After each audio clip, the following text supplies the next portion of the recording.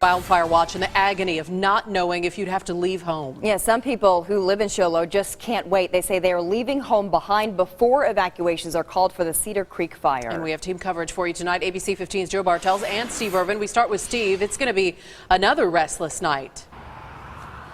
It certainly could be, but in an area which has really seen its share of catastrophic wildfire, there is reason to be optimistic tonight. The dry, windy conditions all day long, and despite that, firefighters have been able to stave off an evacuation order which would have forced thousands of people from their homes. This fire just growing 300 acres today, and one reason why may be the lessons learned from two of our state's most devastating fires.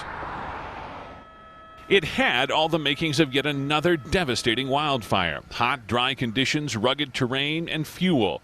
But less than 48 hours after it started, fire crews have largely kept the Cedar Fire in check and away from Show Low and Pinetop. I'll have to commend those folks. They've done an outstanding job, and it looks like they'll be setting us up for success here in the next few days. But firefighters credit two of our state's worst fires for that success, the Rodeo Chetaskai and Wallow fires, which changed the way they handled this one. There is a heightened sense of urgency here.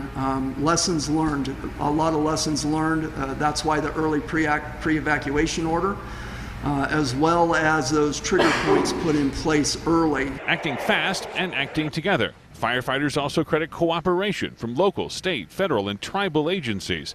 And then there was preparation. Crews have spent months clearing debris and thinning the forest, allowing the fire to burn mostly on the forest floor. In fact, this is video of where the fire started. Charred ground, but mostly healthy trees above. But officials caution it's far from over. It was a good day. That doesn't mean, pun intended, we're out of the woods.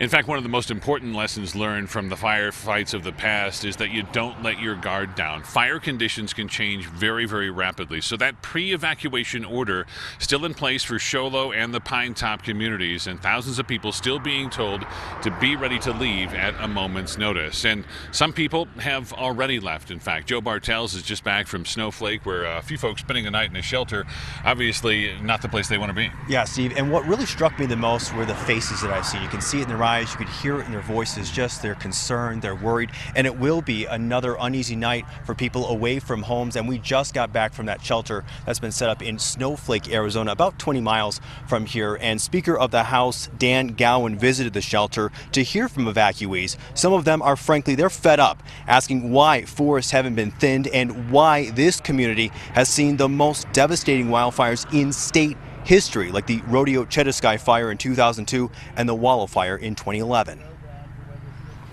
Well, I had to evacuate my home in 2002 when the Rodeo Chetaskai fire happened, and I was afraid I'd never see it again except as a heap of ashes. But by the grace of God Almighty, I had a home to come back to, and I'm praying that I will have a home to come back to now as well.